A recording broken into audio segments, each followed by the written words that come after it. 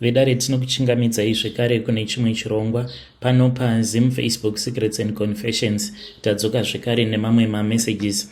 Rekedzai tibva tapinda mumamessages edu atadzoka takakubatirai.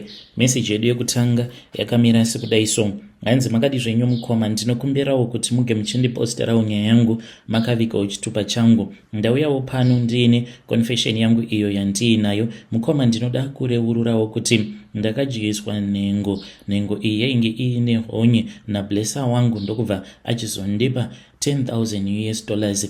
Izvi pazvakaitika mukoma Nashi, ndainge nditoriwo pakutotsvaka mari ndichitongwavha. So ndaiva neimwe friend yangu uyo wandainge ndichizivana naye akabva anditi, iwe zvaunongogara uchingocomplaina mari, ndinokwanisa kukuita plug in nembinga. Ndikati kunogondiita plug in seiko nembinga yeti iwe wakaroora? Akabva anditi, iwe do not ask a lot of questions. So apparently her own husband naiyewo is part of a cult member, but iye anotongoshingirira arimo mumarriage imomo, even though murume wake akaromba kudaro. So ndakabva ndachizoenda kumba kwake for meet and greet up, but izvi zvakazoitwa murume wacho asipo, because aitoti murume wangu hatombodi kuti vanhu vange vachizviziva kuti he is part of a cult member. So ndakabva ndatanga kudanana nembinga yaya. Ndakatorwa mukoma ndikaendeswa kune imwe holiday resort. Takati tava kuya munhu kava kutanga kuexplaina situation yake, akabva ati ye zvaunondiona ndiri pano ndine ronda rangu randiinaro, vamwe vangu like ava kutopa example yemurume webest friend yangu kuti ivo havo vakaita lake vakabva vachizopiwa sarudzo yekuti avo maronda vanoda kuti ange achienda pai. Ndikamubvunza kuti rake riri pai, akabva anditi remurume webest friend yangu riri kumagadziko uku. Saka best friend yangu inotopota ichinanzva ronda iroro, ndiko kutoti arambe ari part of that cult group. So ndikabva ndatiko iwe, akabva anditi uya pano mukoma Nashi, ndakabva ndachizopiwa $10,000 zvikanzi chiita basa musikana. Ndakabva ndatanga kushanda mukoma, ndikashanda basa rangu, ndokubva ndachizopiwa mari yangu zvekare. Ndokubva azonditi kana wava kuda kuenda unokwanisa kundiudza. I was enjoying that place zvekuti ndakagarako kwe2 weeks, but haana kana kuzombondibata kana kuita sei. Kusvika pari nhasi mukoma, ndine problem yekuti mumuromo mangu umu munogara muchivava, like kuvava zvekutoti ndinogara ndichitokuchukudza dzimwe nguva spirit, because sevhiniga ndakasvika pakuijairira zvekuti handichatomboinzwi zvachose. Saka ndinotogara ndiine kabhodhoro kespirit mukapesi kangu. Pandinonzwa sekunge zvinenge zvanyanyisa, ndinobva ndatora spirit iya ndobva ndakuchukudza. Saka ndikuda kubvunzawo kubva kumhuri yeZimbabwe kuti hazvina here dambudziko razvinozondipa izvi mune ramangwana, kuti almost daily ndinokuchukudza muromo wangu nespirit. Zvakaita sana mouthwash havatomboshandi zvachose. Munoona zviya zvinoitika kana uchinzwa zino, dzimwe nguva uchimbonzwa kakuvavirira. Ndinenge ndichinzwa muromo wangu wose uchivavirira saizvozvo. Ndodawo kuti mhuri yeZimbabwe inge ichindibatsira, ndichange ndichizotevererawo ndiri mucomment section. Vedare ndo message iyo yandakatumidzirwa ichibva kuna vahanzvadzi vedu. Zvakangoma hazvo vedu we, but I don't think it is healthy kuti uri munhu anonzi anorarama nekuchukudza muromo make nemethylated spirit. I'm sure it is very dangerous.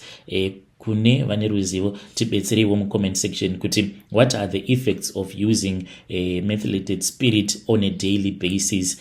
Strange things indeed, they do happen in this world. Rekedzai tibva taenda panyaya yedu inotevera. Nyaya yedu inotevera yakamira sekudai so: hanzi makadi zvenyu mukoma, pandakauyawo kuno kuSouth Africa mushure mekunge ndatizawo habi wangu, because tainge tichinetsana at that time. Munongoziva kuti kana pamba pasisina mari, pamba panenge pava kutobohwa. So mukoma Nashi ndakabva ndachizouyawo kuno kuSouth Africa. Ndauya kuno ndipo apo pandakabva ndachizotanga kugara hangu munzvimbo inonzi Louis Trichardt. Ndainge ndichigara neumwe murume wekuMalawi, but ainge akasouya kuno kuSouth Africa kudhara. Pandakatanga kugara naye murume uyu, ndainge ndisingatombozivi kuti iye anotorwara nechekare. So mukoma Nashi takagara tose nemurume uyu asi aindipa mari, dzimwe nguva ndichitomutorera mari zvekare. Then ndipo apo paakabva achizoadmitwa kuchipatara. Iniwo zvandakaita ndezvekuti ndakabva ndachizongoba property uye zvekare ndikaba nemari, ndikabva ndazotiza ndikadzokera kuZimbabwe. Pandakadzoka ndakazotodzoka nemurume wangu tikambogara zvekare makarimo muLouis Trichard. Murume uyu mukomanashi at that time ainge atofa, apa hanzi paakafa ipapo akatombogara kwenguva refu arimo mumba. Then vanhu vakazotozvinzwa kuti pane chinhu chiri kunhuhwa kunotarira kudai, vakabva vatoona kuti munhu ainge atofa. Saka nyaya iripo mukomanashi ndeyekuti ndinopota ndichiona chipoko chake. Saka ndodawo kubvunza kubva kumhuri yeZimbabwe kuti ndeipiko mishonga yandinokwanisa kushandisa kuri kudzinga chipoko chake. Please ndibetsereiwo mhuri yeZimbabwe. I really need your help ASAP. Kune avo vanokwanisa kundibatsira, ndichange ndichizotevererawo ndiri mucomment section. Vedare ndo message iyo yandakatumidzirwa ichibva kuna vanzvadzi vedu. Ngatizamei kuti tinge tichitaura navo vanzvadzi vedu ava mucomment section. Pakaipa ma1. Regedzai tibva taenda panyedu inotevera.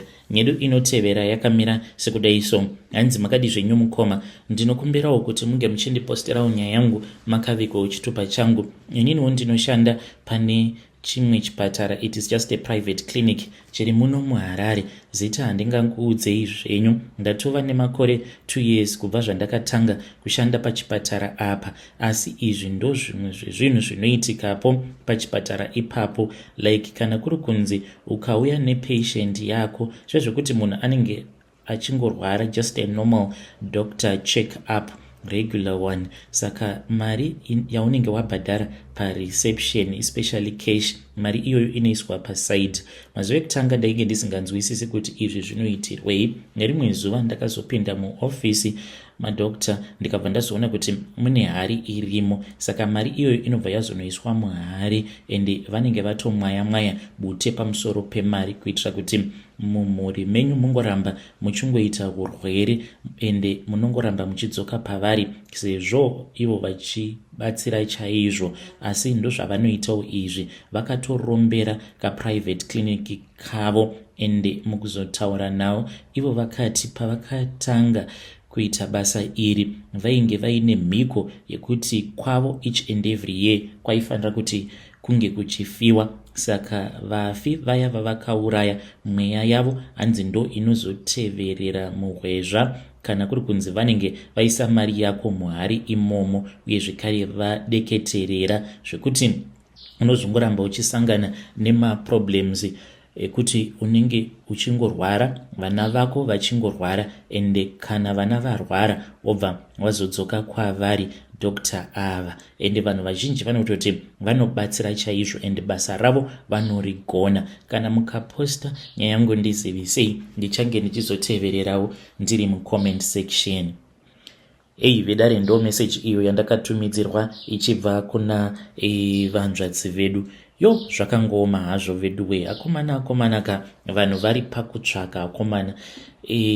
Ngatizamei kuti tinge tichitaura navo mucomment section. Regedzai tibva taenda panyedu inotevera. Nyedu inotevera yakamira sekudai so. Hanzi makadi zvenyu mukoma, ndinokumbirawo kuti munge muchindiposterawo nyaya yangu makavikawo chitupa changu. Ndinoda kureururawo mukoma kuti ininiwo ndakauraya mwana wangu nemurume wangu tikabva tamucherera mukicheni pachikuva, asi zvinhu izvi zvakazotipandukira. Kutaura kudai kumusha uko rangova dongo nekuda kwekuti nyoka yacho payakazopanduka iko zvinozvi yatova nyoka ine musoro wemwana wedu. Mwana uyu mukoma takamutuma usiku tikati tariraone kuti hupfu hwapera, saka tikuda kukodza sadza, chienda unokumbira hupfu. Takamutuma kwacho kwatakamutuma kwainge kuri chinhambwe. Murume wangu ndokubva atevera ari kumashure, then iniwo ndakazotevera. After about 30 minutes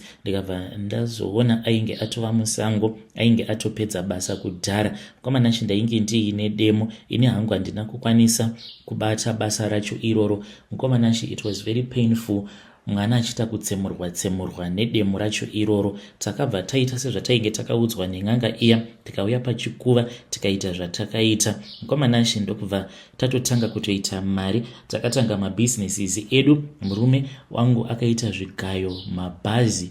Tine rimwe bhazi mukoma rekuti rakauraya vanhu makore acho iwawo ekuma early 2000s. Ndopatainge tiine business iroro remabhazi mutauni. Zvekare taiva newholesale yedu yatainge tiinayo. Kunyange kuchechi kwatainge toenda tainge tava kutozivikanwa, nekuti kuchechi kwedu taiwanzo kuti panguva iya yekupiwa kwezvipo nemurume wangu taienda kumberi ikoko, then tobva tatanga kupawo zvipo, tobva tatobvisa vanenge varipo pamaiki tichitopa kuna Mwari wedu. Kana ndichiti kupa kuna Mwari wedu, ndinenge ndichireva like chikwambo ichocho, noti Mwari wamunoziva imimi. Mukomana nacho ndiyowo secret yangu iyo yandiinayo. Kana mukaposta nyaya yangu ndisivisei, zvino patakazokonana nayo nyoka iyi yainge yava kungogara ichingoda chete, ichingoda ropa. Ndikati ina handichazvikwanise. Nemurume takanetsana chiti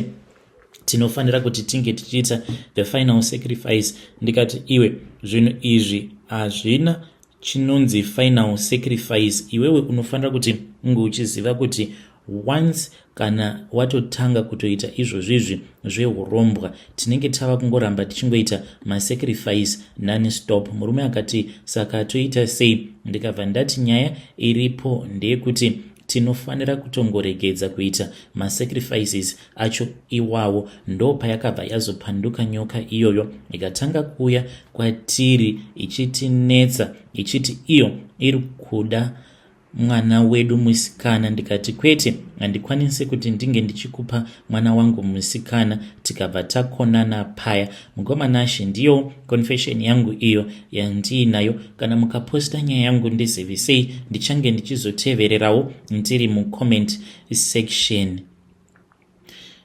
Vedare ndo message iyo yandakatumidzirwa ichibva kuna vahanzvadzi vedu. Strange things indeed they do happen in this world.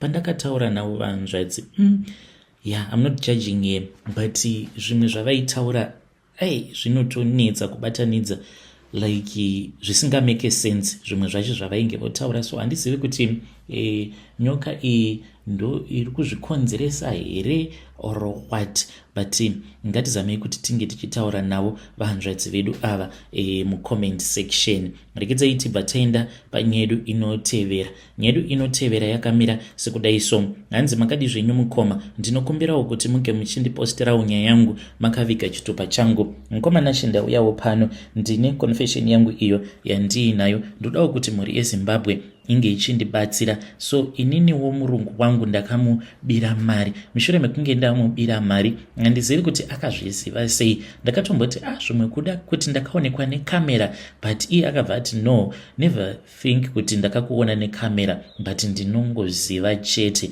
Nhai munhu anonamata angasvika pakurakidzwa naMwari here kuti wamubira mari? Because iye akangoti do not worry kuti andiudza ndiani. Mari yandakamubira mukoma it was 2000. Apa ndainge ndakaona zibhanduru remari, because vanhu ava vakati vabuda vachienda kubasa, iye nemukadzi wacho ndinoshandirawo masutu emuno muSouth Africa, vakati vachingobuda ndikabva ndaona kuti dore mubedroom mavo rainge rakavhurwa, ende ivo vanogara vakangokiya dore mubedroom mavo, even mawindow anenge akangovharwa. Ndikati konhasi kwakanaka, sezvo ndainge ndiri ndega. Ndikabva ndapinda ndichida kudongorera, ndichida kungoona kuti mubedroom mavo makamira sei, because kubva zvandainge ndakatanga kuvashandira vanhu ava ndainge ndisati ndakambopinda mubedroom mavo. Maketeni anenge akangovhurwa, kunyange ukaedza kudongorera nepanze hauna kana chaunomboona. Ndakati ndichinopinda mukoma, ndikabva ndaona kuti pafloor painge paine bhanduru remari, uye zvekare nepamubhedha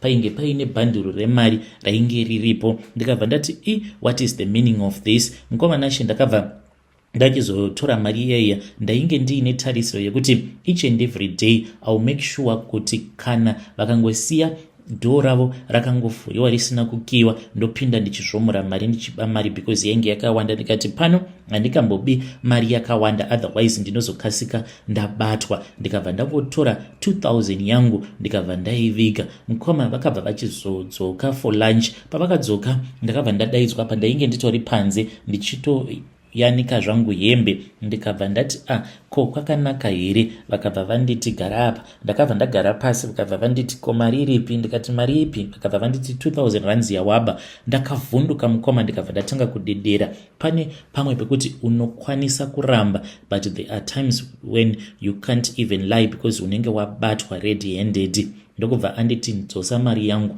Mukoma ndakaenda ndikanotora 2000 yayo. Vakabva vati hatikusungisi uye zvekare hatikudzingi basa asi ziva kuti zvose zvinoitika panapa ndinozviziva.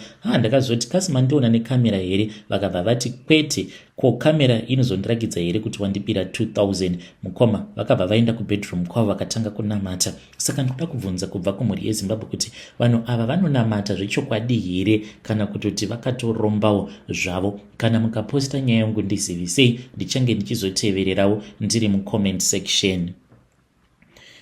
Vedare ndo message iyo yandakatumidzirwa ichibva kuna vanzvadzi vedu. Zvakangooma hazvo vedu we. Nai vedare zviriko here izvozvo kuti munhu kana achinamata angasvika pakuudzwa kuti atopirwa 2000 kana kuti vanhu ava vakatoromba mari yacho yakabva kupi? Zvakangooma hazvo vedu we. Ngatisanganei zvekare mune zvimwe zvirongwa zvinotevera.